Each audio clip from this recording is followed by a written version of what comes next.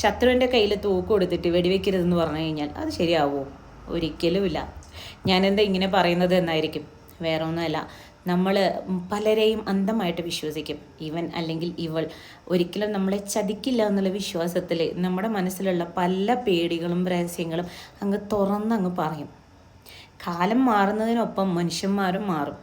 ഇവരൊക്കെ എപ്പോഴാണ് നമ്മുടെ ശത്രുപക്ഷത്തേക്ക് മാറുക എന്ന് പറയാൻ പറ്റില്ല. അപ്പം നമ്മൾ തന്നെ മനഃപൂർവ്വം ഈ തോക്ക്, അതായത് നമ്മുടെ പേടി, നമ്മുടെ സങ്കടങ്ങൾ, നമ്മുടെ രഹസ്യങ്ങളൊക്കെ സൂക്ഷിക്കാൻ കൊടുത്തിട്ട് അതെന്നെ തിരിച്ച് നമുക്ക് വെടിയുണ്ടയായിട്ട് വരും. സംശയമുണ്ടോ? അനുഭവം ഗുരുവായതുകൊണ്ടാണ് പറയുന്നത്. അതായത് നമ്മൾ എപ്പോഴും ഒരു നിഗൂഢത നിറഞ്ഞ ഒരാളായിരിക്കാൻ ശ്രമിക്കുക. എന്തിനാണ് നമ്മൾ മറ്റുള്ളവരുടെ അടുത്ത് നമ്മുടെ രഹസ്യങ്ങളും അതേമാതിരി പേടികളൊക്കെ പങ്കുവയ്ക്കുന്നത്? നമുക്ക് നമ്മൾ മതി. ആരെയും വിശ്വസിക്കേണ്ട, അന്ധമായി ആരെയും വിശ്വസിക്കേണ്ട, എന്തൊക്കെ പറഞ്ഞാലും. അതുകൊണ്ട് എപ്പോഴും ചുറ്റും ഒരു നിഗൂഢത ഒളിപ്പിക്കാൻ ശ്രമിക്കാം. വിശ്വസിച്ചോളൂ, പക്ഷേ അന്ധമായി ആരും വിശ്വസിക്കരുത്. പിന്നെ അതെന്നെ വലിയ ഒരു കൂരമ്പായിട്ട് നമ്മുടെ മേലേക്ക് തറയ്ക്കാൻ നമ്മൾ തന്നെ അവസരം കൊടുക്കരുത്.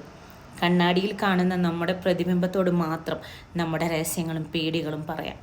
മറ്റൊരാളുടെ അടുത്തും പറയാതിരിക്കുക. അതിനു വേണ്ടി ശ്രമിക്കുക.